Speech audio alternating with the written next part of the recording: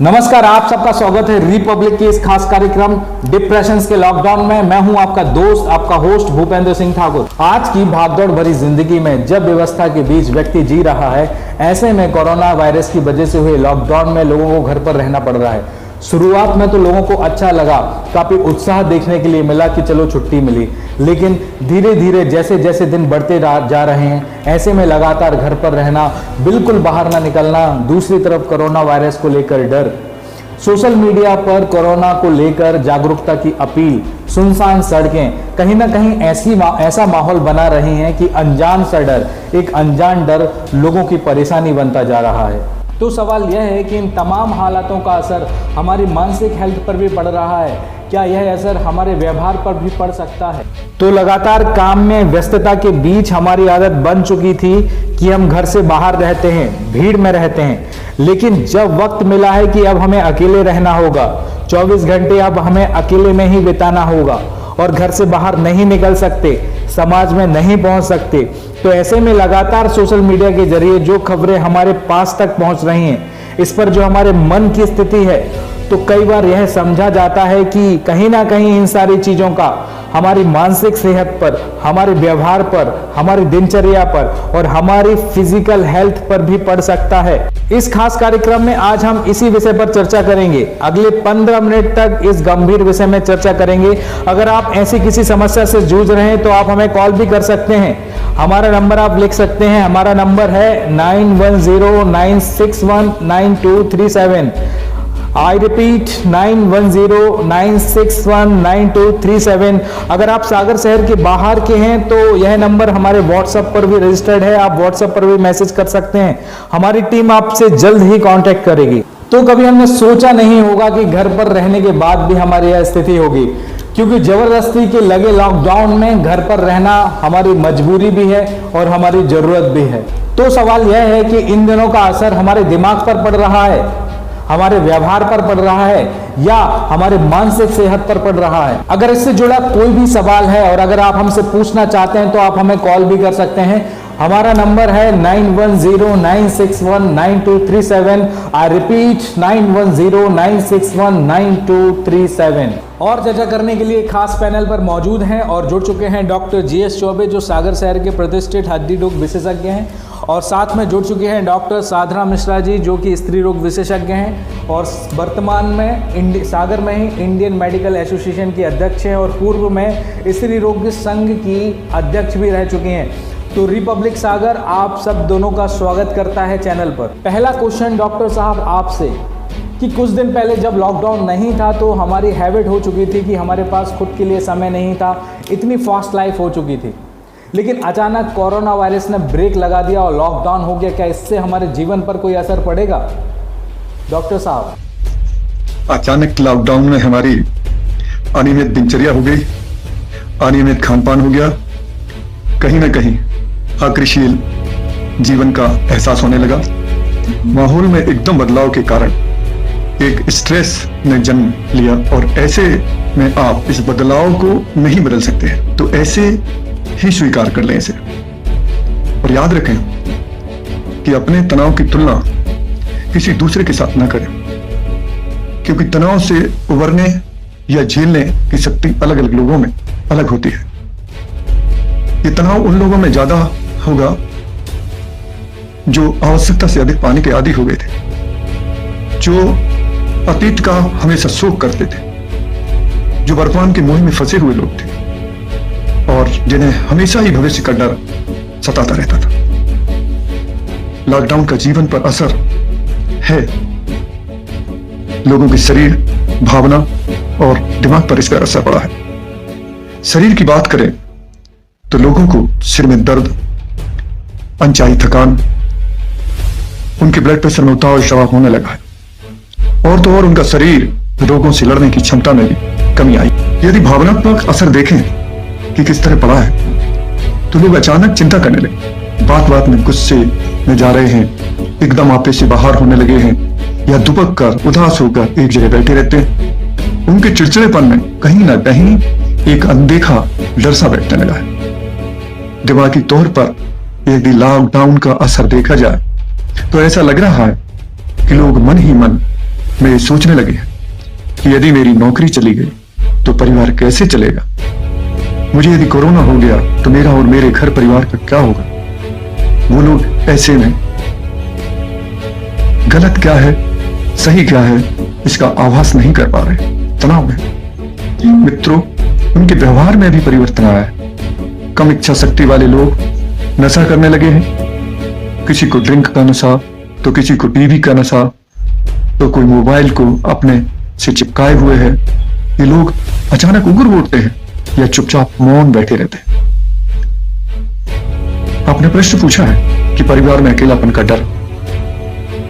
हम परिवार के साथ हैं, स्वस्थ हैं, सुरक्षित हैं, सोशल डिस्टेंसिंग का पालन कर रहे हैं, तो किस बात का डर। और यदि ये डर है तो ये बनावटी है, इसे नहीं रहना चाहिए। दूसरी बात, परिवार में तनातनी, तो इस प्रकार की तनातनी प्रत्येक परिवार में सदियों से होती आई है।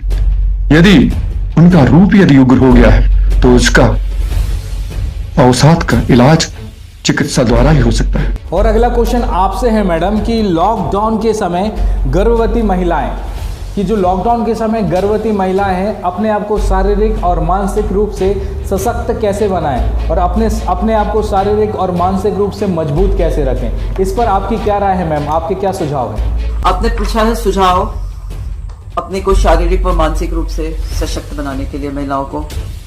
आज जो वैश्विक महामारी हमारे सामने मुंह बाए खड़ी है उसका कोई पुख्ता इलाज तो हमारे पास है नहीं। कोरोना से जुड़ी खबरें जिस तरह से सुर्खियां बनती जा रही हैं, लोगों में तनाव बढ़ना स्वाभाविक है। कोरोना के संदिग्ध पॉजिटिव केस, मृतकों के आंकड़े हर घंटे बदल रहे हैं। इन्हें देखिए लेकिन सिर्फ सूचना के तौर पे, इन्हें दिल तक मत लाइए, तर्क से काम लीजिए। मोबाइल पर आने वाले नकारात्मक वीडियो या संदेश ना देखें या डिलीट कर दें, उन्हें फॉरवर्ड तो बिल्कुल ही ना करें। सोशल मीडिया की अफवाहों से दूर रहें, मन की सेहत का ख्याल रखें। शारीरिक रूप से सशक्त रहने के लिए लॉकडाउन के समय में मैं बताना चाहती हूँ कि एक्सरसाइज करें, घर पे रह के होम जिम बना लें, फ्लोर एक्सरसाइज कर सकते हैं। ऑफ कोर्स दंड बैठक लगा सकते हैं, लेकिन महिलाओं को मैं नहीं सलाह दूंगी, ये पुरुषों के लिए है। योगा प्राणायाम कर सकते हैं, सूर्य नमस्कार कर सकते हैं, पुशअप्स दीवार के सहारे कर सकते हैं, स्ट्रेचिंग एक्सरसाइज कर सकते हैं। और मैं क्योंकि स्त्री रोग विशेषज्ञ हूँ, मैं सलाह देना चाहूंगी कि टेलीमेडिसिन की प्रैक्टिस करें। टेलीमेडिसिन से अपने चिकित्सक से जुड़े, उनसे सलाह लें। खासकर गर्भवती महिलाएं आकस्मिक समय में किस तरह से डॉक्टर के पास पहुंचना, कहाँ वो मिलेंगी, ये सब जानकारी रखें टेलीमेडिसिन के द्वारा।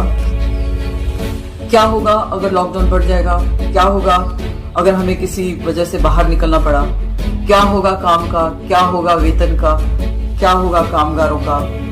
बहुत सारे हमारे पास नकारात्मक सोच के लिए कोई कमी नहीं है ऐसा सोचने के लिए, पर हम अपनी सोच को सकारात्मक बनाएं। फैज साहब का ये शेर इस वक्त के लिए है, दिल ना उम्मीद तो नहीं, नाकाम ही तो है, लंबी है गम की शाम मगर शाम ही तो है, सुबह जरूर आएगी, नई सुबह का इंतजार करें और खुश रहें। अगला सवाल डॉक्टर साहब आपसे कि जैसा कि अभी तक हमारे पास अपडेट है कि सागर शहर में 5 मरीज कोरोना पॉजिटिव मिल चुके हैं और खुशी की बात है कि 1 मरीज रिकवर भी हुआ है, तो इस पर आपकी क्या राय है सर?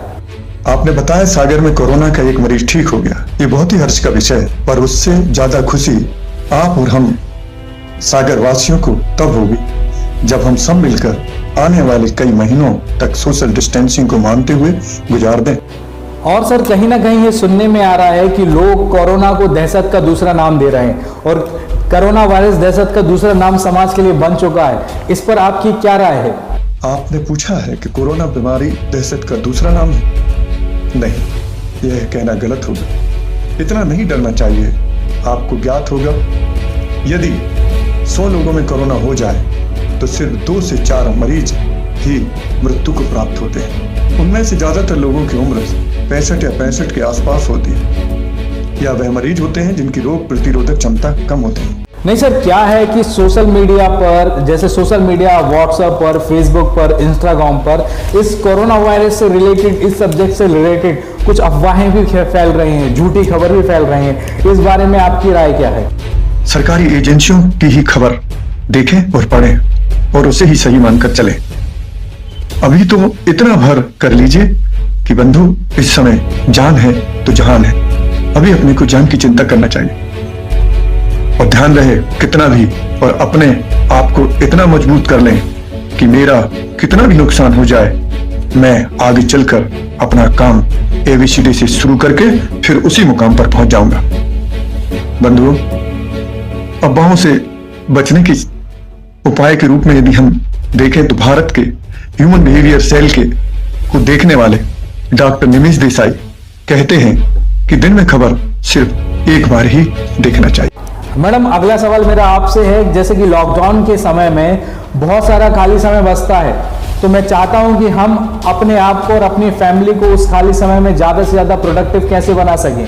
जैसे कि आप 20 साल से लॉयन ग्रुप से जुड़ी हुई हैं, सोशल वर्कर भी हैं डॉक्टर के अलावा, आपका बेटा भी बायोटेक्नोलॉजी से PhD है और अमेरिका में साइंटिस्ट है, आपकी बच्ची भी ग्राफिक डिजाइनर है जिसने अपने पैशन को प्रोफेशन में कन्वर्ट किया, तो उन्होंने भी अपने बहुत सारे खाली समय को प्रोडक्टिव तरीके से यूज़ किया होगा, आपने सजेशंस दिया होगा, आपने उनकी हेल्प की होगी। तो उसी सजेशंस को मैं चाहता हूं कि आप हमारे चैनल के माध्यम से हमारे दर्शकों को बताएं ताकि वह भी अपने खाली समय को बहुत ज़्यादा लेवल पर प्रोडक्टिव बना सकें। आपने पूछा है खाली समय में अपने परिवार को प्रोडक्टिव कैसे बनाया जाए और कैसे एंजॉय किया जाए।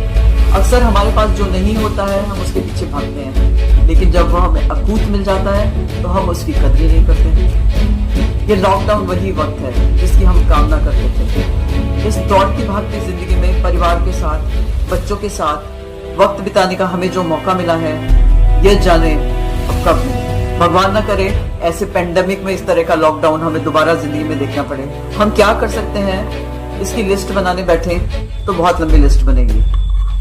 शुरू करते हैं सफाई करने से।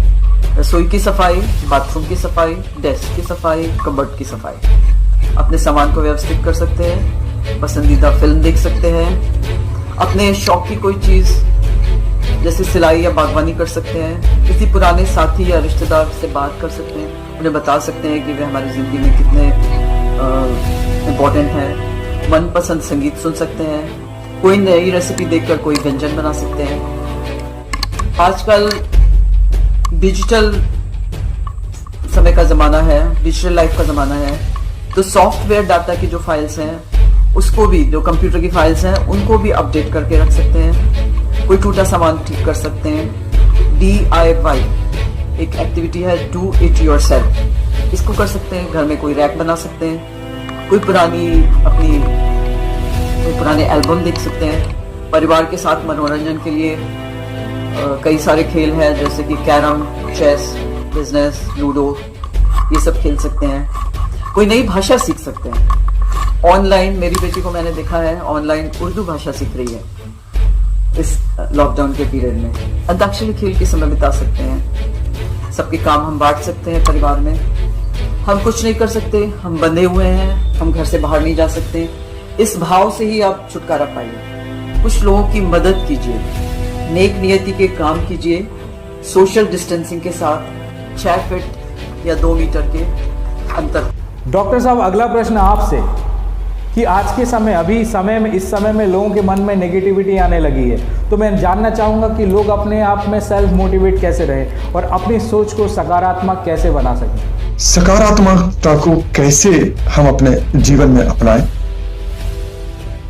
तो लोग जब कोरोना नहीं था, ना लॉकडाउन था, तब भी लोग सकारात्मक अपना जीवन गुजारते थे।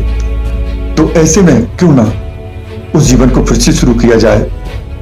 उसको जीने के लिए हमारा जो तन है, हमारा शरीर, वो सक्षम होना चाहिए। मन में अच्छे विचार हैं, इसलिए आपका तन उजला होना चाहिए। सक्षम तन, उजला मन कैसे होगा? ये योग करने से ही होगा। ये मेडिटेशन 10 मिनट तक करें आप, पोषक भोजन लें, इनसे आपका सक्षम तन और उजला मन होगा। हमेशा ये सोचना है बंधुओं कि जो उलझा है तो सुलझा है। रात यदि है तो सवेरा भी आएगा, बुरा वक्त जाएगा और अच्छा वक्त आएगा। सुबह उठकर हाथ जोड़कर अपने जिस भी ईश्वर शक्ति को मानते हो उसके सामने प्रणाम करें और घर के बाहर के दृश्यों को जरूर निहारें। घर से जरूर बाहर निकलें, थोड़ा बहुत घूमें, लेकिन घर की 4 दीवारी के बाहर नहीं। 3 चीजों से भरपूर सकारात्मक ऊर्जा मिलती है। वह है जीवन देखना, चिड़ियों की चहचहा रही हैं, तितलियां घूम रही हैं, सब तरफ इस तरह के पशु पक्षियों को देखें, निहारें। आसमान पर अक्सर ये दिखाई पड़ ही जाते हैं। आसपास में हरियाली हो तो फिर बात ही क्या कहना। बंधुओं, फूल तो एक जीवन होते हैं जिसमें प्रेम भरा पड़ा रहता है।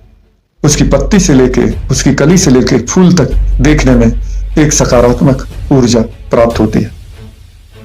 विश्व प्रतिदिन यह संकल्प करना है कि विश्व इस संकट से उभरेगा और सब कुछ पहले जैसा ठीक हो जाए। हमारे साथ इस चैनल पर जुड़ने के लिए आप सभी का धन्यवाद। धन्यवाद सर, धन्यवाद मैडम। इस कार्यक्रम में फिलहाल इतना ही। मुझे इजाजत दीजिए। जय हिंद, जय भारत।